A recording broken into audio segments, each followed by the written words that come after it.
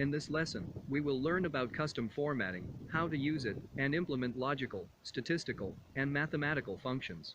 Let's say we need to differentiate the sales value from a given dataset as above target, below target, and met target.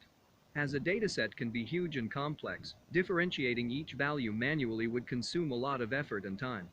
Here we can use Excel features such as formatting and conditional formatting, which will enable us to perform this task easily. Formatting, as the name suggests, helps us format the data using different techniques, making the data easy to read in the required format and analyze them.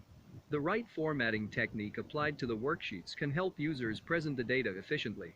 Conditional formatting helps us to visually explore and analyze data, detect critical issues, and identify patterns and trends. Conditional formatting helps to add patterns and trends to the raw information using different colors, icons, formulas, etc. Sometimes we also need to perform mathematical operations and calculations within our dataset. In such cases, Excel provides a large number of logical, statistical, and mathematical functions, such as VLOOKUP, HLOOKUP, if, not, rank, quartile, and many more, that can help the users to perform calculations ranging from basic to complex operations.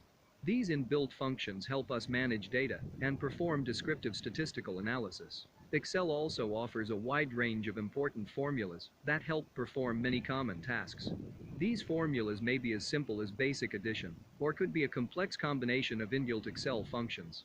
Before going into details, let us start this lesson by defining the objectives of the lesson. Michael has to perform a task that requires him to use formatting and statistical functions in Excel. He needs to understand and utilize Excel for many purposes. To complete the project, he has to learn to use custom formatting to format date and time values, execute logical operations through logical functions, use conditional formatting in Excel, classify various statistical functions, find position and value of required fields using lookup and reference functions.